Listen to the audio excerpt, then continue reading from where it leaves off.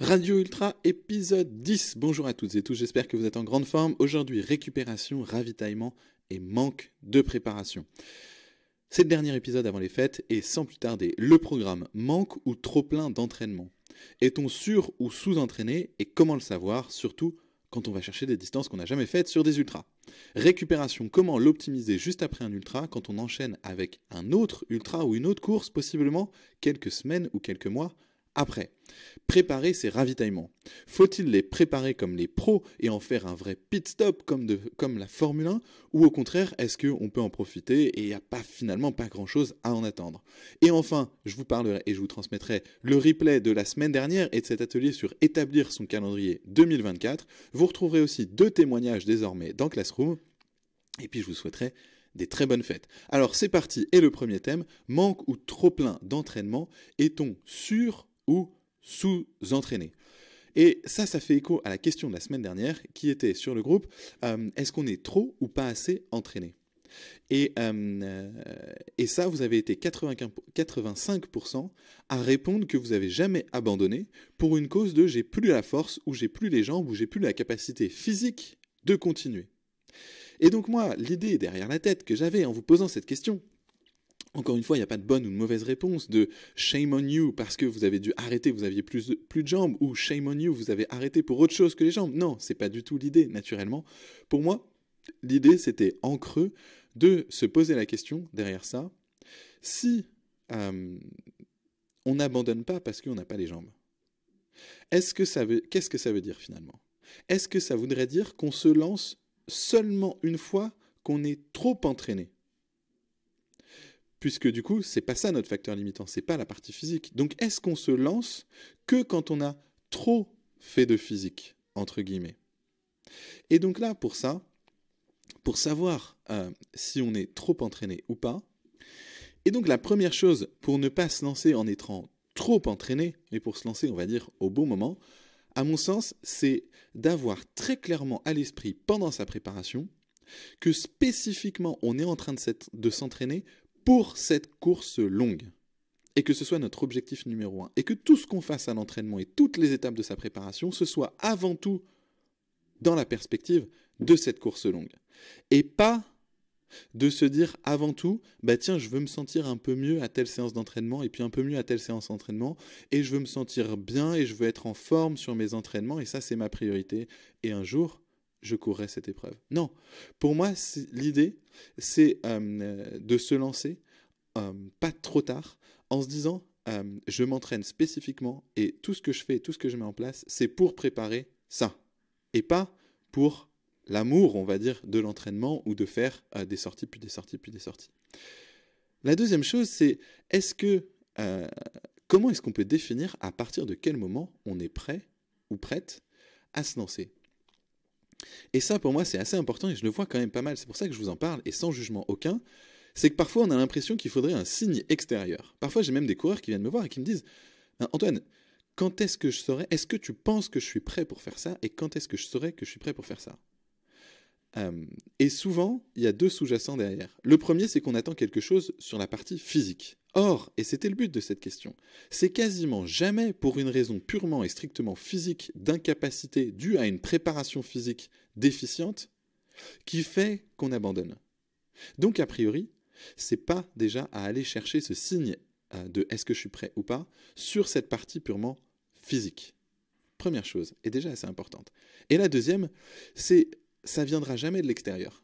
Vous n'aurez jamais un élément de l'extérieur qui viendra vous dire oui, vous êtes prêt ou non, vous n'êtes pas prêt sur cette partie physique. Et donc, en gros, n'attendez rien de l'extérieur. Donc, du coup, c'est vous, et je vous la renvoie à vous, et c'est ce concept de responsabilité un peu extrême, vous serez prêt et vous serez suffisamment entraîné quand vous le voudrez et quand vous le déciderez. Il n'y a pas de signe extérieur à attendre. Voilà.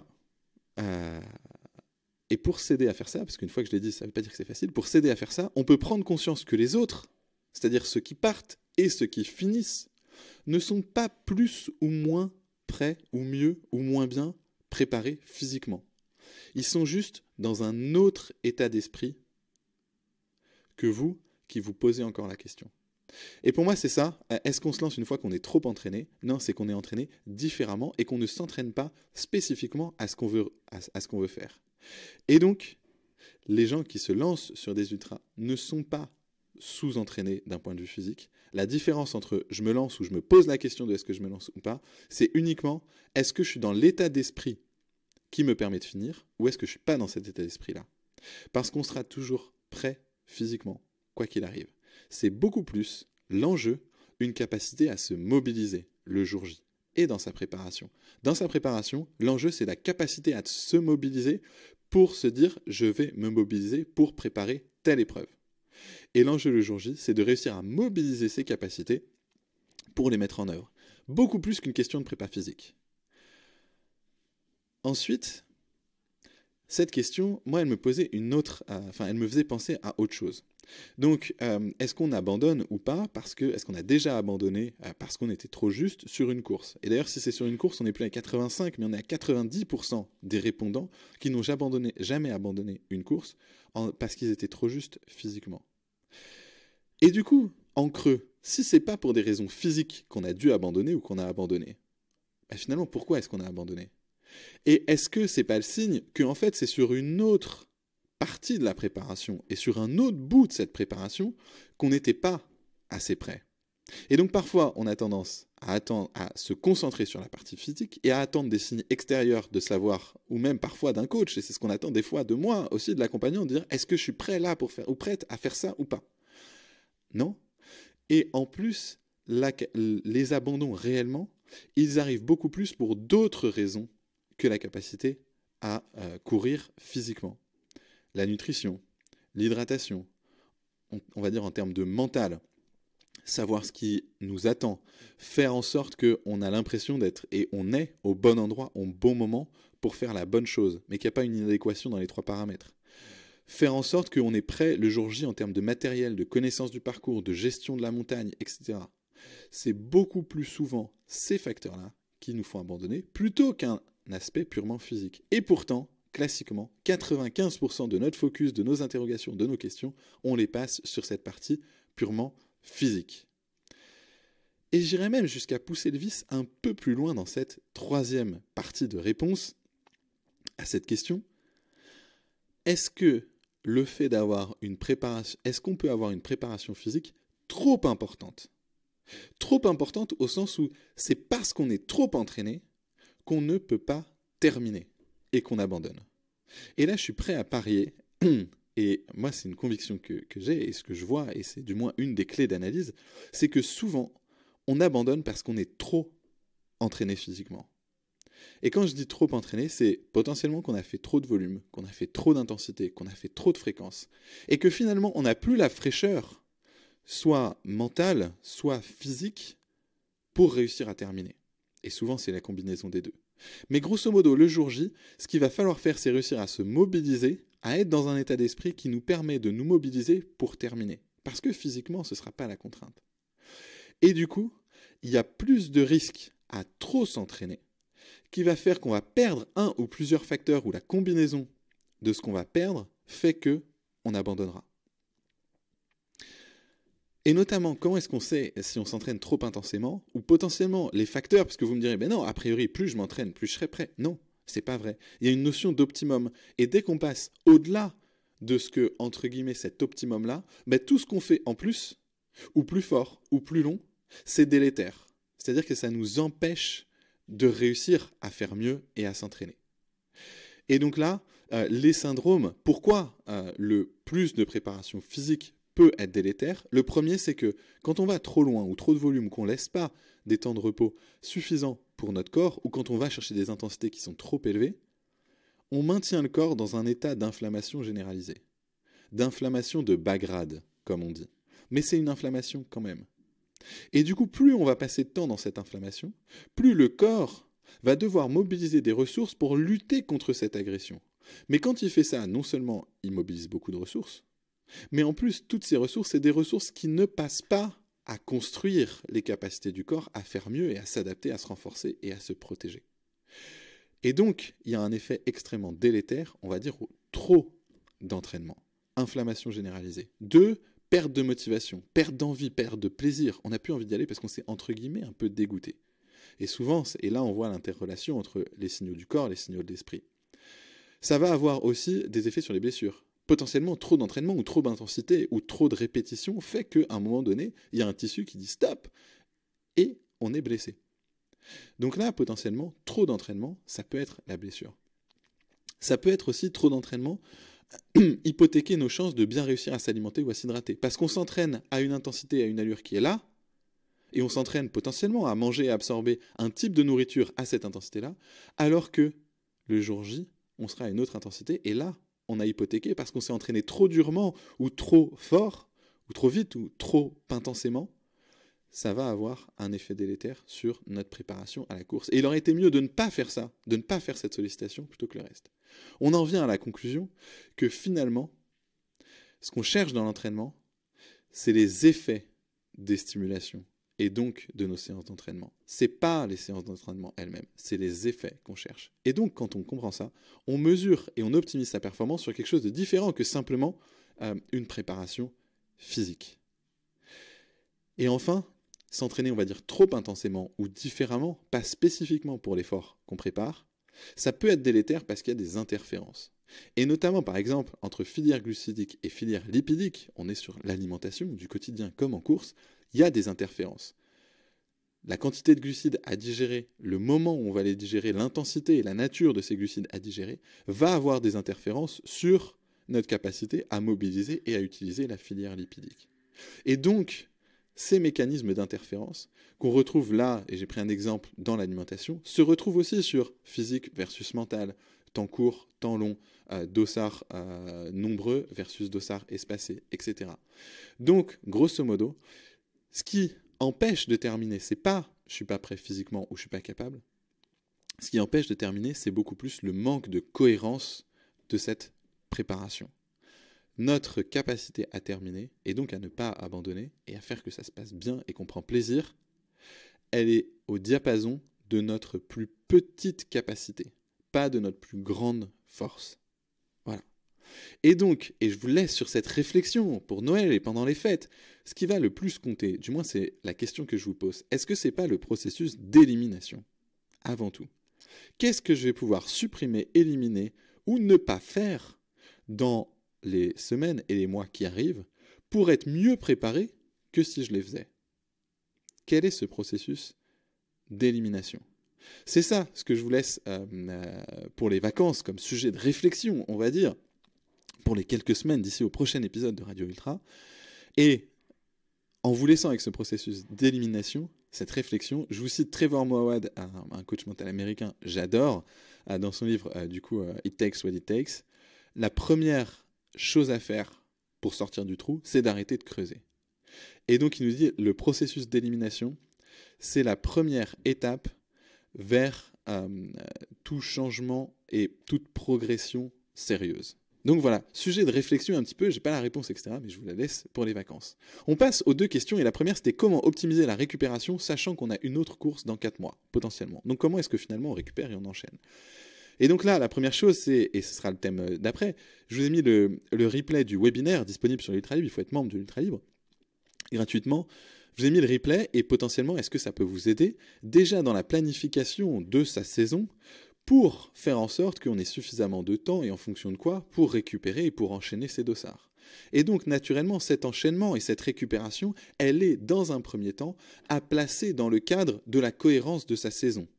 Et donc, c'est une chose de récupérer d'un ultra de 80 km, sachant qu'on a un autre ultra de 80 km dans 4 mois. C'en est une autre de dire on a la même chose, mais en plus on a 3 autres courses, 2 avant, une après.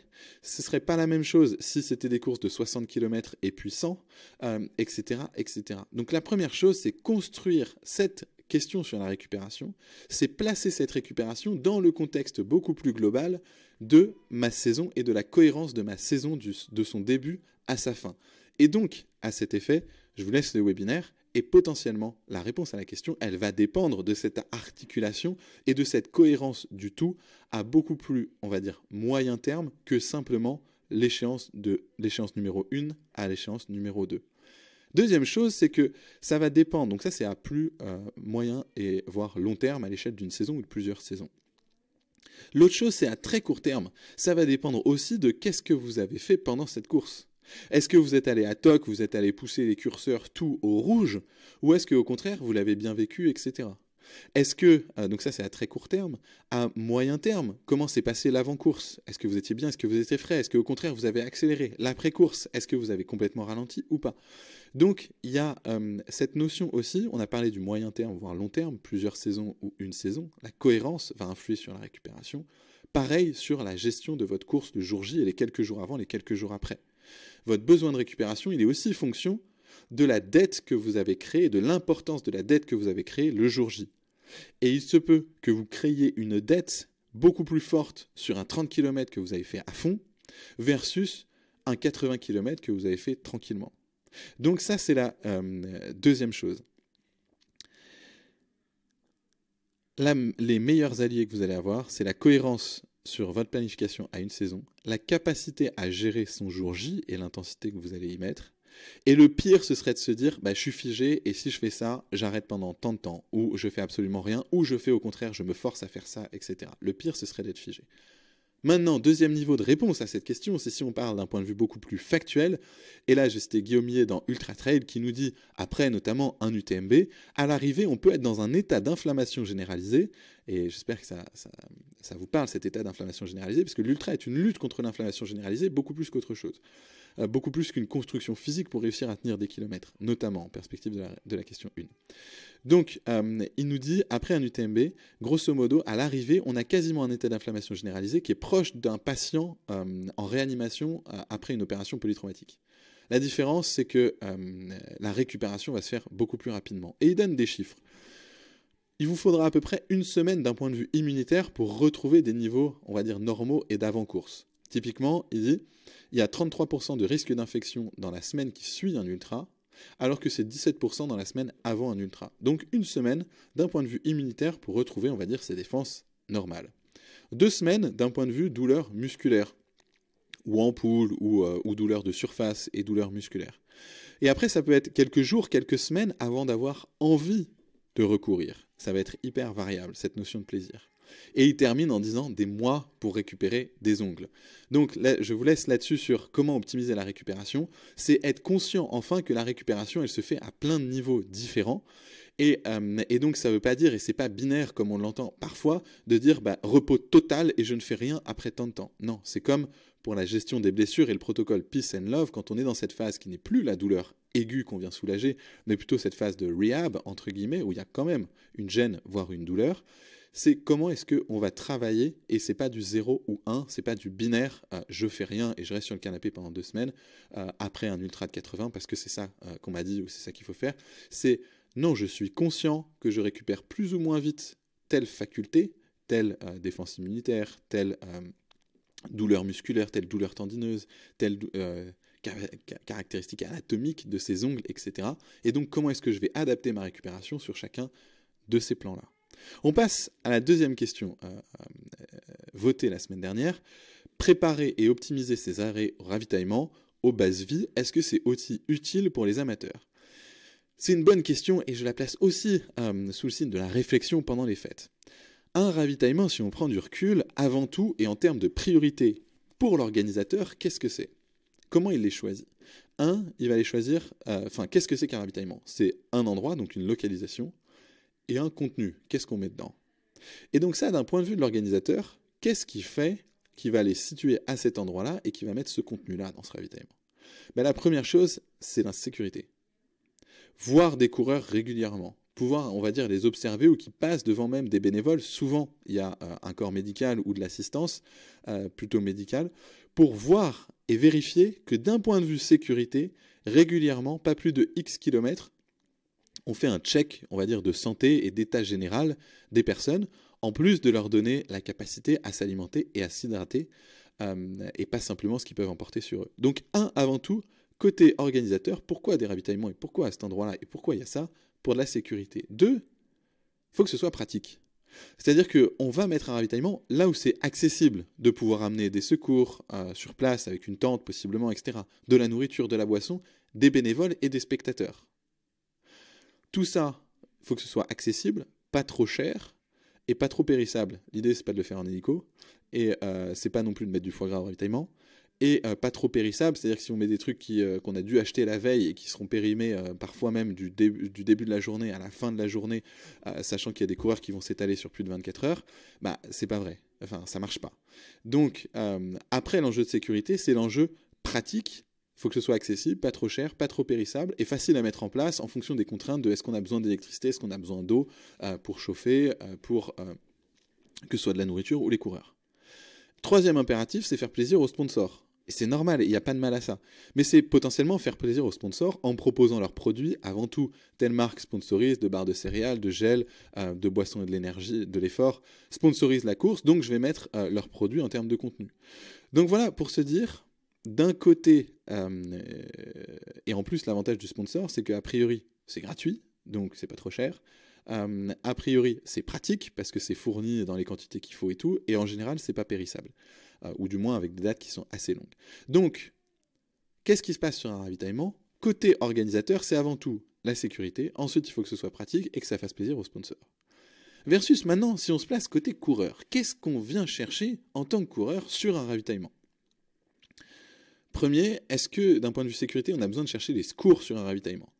A priori, si c'est traumatique, si vous avez une blessure ou un besoin de recourir au secours d'un point de vue traumatique, en général, c'est pas au ravitaillement que ça va arriver. C'est très rare qu'on se blesse et qu'on tombe et qu'on se casse quelque chose au ravitaillement.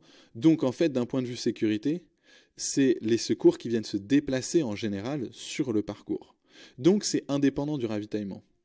Donc, en gros, ce que vous allez trouver d'un point de vue coureur pour votre sécurité immédiate, c'est plutôt, on va dire, du confort ou soigner des petits bobos. Donc ça, c'est la première chose qu'on va pouvoir trouver. En général, c'est du non-traumatique, du coup. Et c'est du non-traumatique, il y a toujours un moyen de, en général, de soit prévenir plutôt que de devoir le guérir, soit on a des moyens d'action pour le faire, et il y a rarement des choses magiques. Mais on peut y trouver quand même des secours, traiter une ampoule ou quelque chose comme ça, et ça fait quand même du bien. La deuxième chose, c'est le ravitaillement, au sens où solide et liquide, parce qu'on est limité quand on court, parce qu'on peut porter avec son sac. Donc là, sur un ravitaillement, avant tout, et c'est pour moi la fonction numéro 1 du ravitaillement pour le coureur, c'est trouver de l'eau. Parce que c'est ça qui va nous limiter le plus. Et ensuite, c'est trouver à manger, même si théoriquement, on peut emporter en proportion de ce qu'on va consommer dans la course, plus de ce qu'on va manger que ce qu'on va boire. Donc finalement, la vraie fonction du ravitaillement, c'est de reprendre de l'eau. Et potentiellement un peu à manger. Et le troisième, c'est que c'est un moment d'interaction, et donc potentiellement de reboost. Et ça, peu importe où il est placé, c'est un moment de boost, d'interaction sociale, etc. Mais théoriquement, on devrait être capable aussi de faire sans. C'est-à-dire qu'il y ait des ravitaillements ou pas, des interactions ravitaillement ou pas, théoriquement, c'est pas ça qui doit conditionner notre capacité à terminer. Donc, grosso modo, vous me voyez venir, à la fin, en tant qu'amateur, et que pro, mais en tant que coureur, du coup, en tant que coureur, le ravitaillement, c'est avant tout le moment et quasi exclusivement le moment où ce dont on a besoin, c'est prendre de l'eau. C'est tout. C'est ça l'indispensable. Et ensuite, la question, c'est comment est-ce que je peux maximiser ce que je vais tirer de mon ravitaillement. Et là, je voudrais remettre en perspective, du coup, on a parlé des intérêts du coureur, on va dire des intérêts ou de ce que le coureur trouve sur un ravitaillement et ce dont il a besoin, et de l'autre côté, ce que l'organisateur, comment il fonctionne et ce pourquoi il optimise. Une fois qu'on a dit ça, vous voyez que le point de rencontre entre les trois, à part sur l'eau et le fait que ce soit pratique pour l'organisateur de mettre suffisamment d'eau et suffisamment régulièrement pour que ça ne limite pas le coureur, sinon tout le reste, la chance que ce soit à cet endroit-là précis dans la course, qui convient à l'organisateur, etc., et c'est pour ça qu'il le met là, que ce soit le moment pour le coureur très précisément où c'est parfait et optimisé de soit se faire soigner, soit manger exactement ce qui est proposé, soit être reboosté moralement spécifiquement ici, elle est quasi nulle. C'est-à-dire que les ravitaillements, on n'a pas forcément à en attendre quelque chose d'incroyable ou de se dire c'est à ce moment-là qu'il faudra que je fasse ça, etc. Mon message, c'est potentiellement ne faites pas dépendre du ravitaillement et de ce que l'organisateur va proposer au ravitaillement, où est-ce qu'il est placé, à quel moment dans la course et qu'est-ce qu'il va proposer, comme étant quelque chose qui est le meilleur pour vous permettre de terminer et d'augmenter vos chances que ça se passe bien. Et donc du coup, quand on arrive sur le ravitaillement, en ayant ça à l'esprit, en étant conscient de ça, quand on arrive sur le ravitaillement en tant que coureur, ce que je vous propose, c'est de vous poser la question. Il n'y a pas de réflexion sur « je refais mes pleins d'eau ». Ça, c'est sûr, et c'est votre limite et potentiellement la seule. Je fais mes pleins d'eau. Tout le reste, posez-vous la question de comment est-ce que je peux optimiser le temps que je passe à cet endroit-là. Qu'est-ce que je dois chercher proactivement et qu'est-ce que je dois manger? Combien de temps je dois rester? Quelles interactions sociales je vais avoir? Et ça, c'est différent de simplement j'arrive au ravitaillement et je me laisse porter par l'ambiance. Non, parce que il peut y avoir du plus comme du moins. Grosso modo, qu'est-ce que j'entends par ça? Le plus, on en a parlé sur la partie sociale, c'est d'être reboosté, remotivé par du coup cette ambiance, cette chaleur, des sourires, des gens qui prennent soin de vous, vous voyez votre assistance, etc. Donc socialement, boum, c'est un boost énorme. Au niveau alimentation, là, vous avez un choix et une quantité quasi infinie. Vous pouvez prendre potentiellement tout ce que vous voulez en quantité énorme. Donc a priori, ce serait que positif. Et souvent, on voit le ravitaillement comme ça. Où on a la possibilité de se faire soigner, ou de couper des ampoules, ou de se faire masser, voire de dormir, etc. Mais on pourrait le voir aussi à l'inverse, comme c'est tout noir un ravitaillement.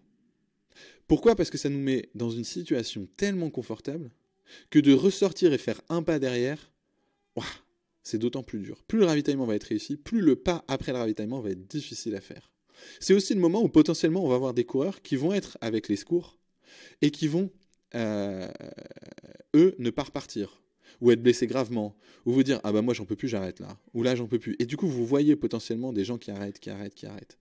C'était la Saint-Élion il n'y a pas longtemps. Le ravitaillement, c'est aussi le moment où vous voyez le bus qui est là, qui a le moteur qui tourne, il fait chaud à l'intérieur, il y a des gars qui sont en train de dormir, et nous on a froid, et il faut qu'on continue. Les problèmes gastriques, ils viennent la plupart du temps pas de ce qu'on... Ils viennent la plupart du temps pas de ce qu'on mange pas. Ils viennent de ce qu'on mange et qui n'est pas adapté à notre situation à l'instant T.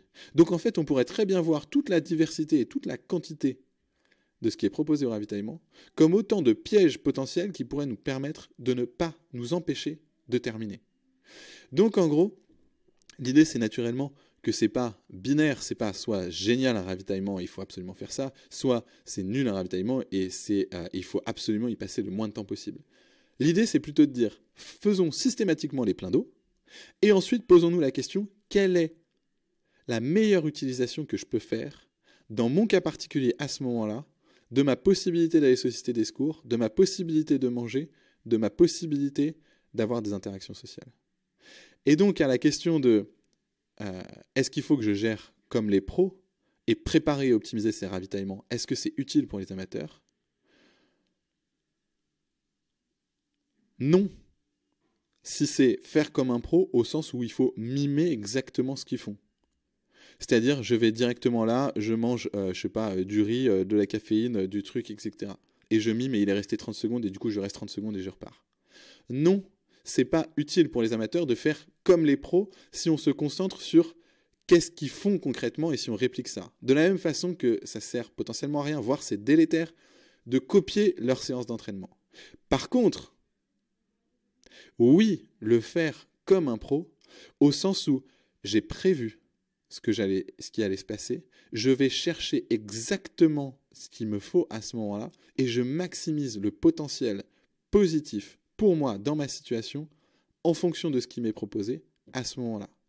Et alors là, si on est comme le pro c'est ça qu'il fait, c'est comment est-ce que j'optimise les capacités qui me sont données spécifiquement dans un ravitaillement à ce moment-là en fonction de ma situation.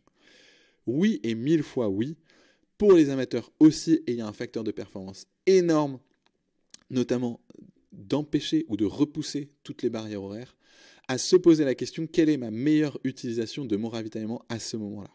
Donc oui, préparons-le, et c'est aussi, au moins aussi utile, voire plus utile que pour un pro, de bien préparer et bien optimiser ses ravitaillements et ses bases vie, parce que nous, pour la plupart, pour certains, il faut qu'on repousse une barrière horaire, et il faut qu'on se prouve qu'on soit capable de faire quelque chose, alors que pour le pro, il n'a pas de problème avec la barrière horaire. Et en général, il a cette distance-là, il l'a déjà fait 10 fois, 100 fois, 1000 fois, et du coup, c'est plus, j'exagère un peu, et du coup, c'est plus l'enjeu pour lui. Donc nous, on a un enjeu en tant qu'amateur encore supérieur à réussir à bien utiliser ce ravitaillement. Donc oui, 1000 fois oui, préparons-le, ce ravitaillement, cette base vie, pour que ce soit le tremplin qui nous permette d'aller le plus haut possible. Je termine très rapidement en vous partageant la vidéo du webinaire. Je ne sais pas si c'est un cadeau de Noël, mais du moins un thème de réflexion supplémentaire. Encore une fois, pas de dogme, mais beaucoup de principes.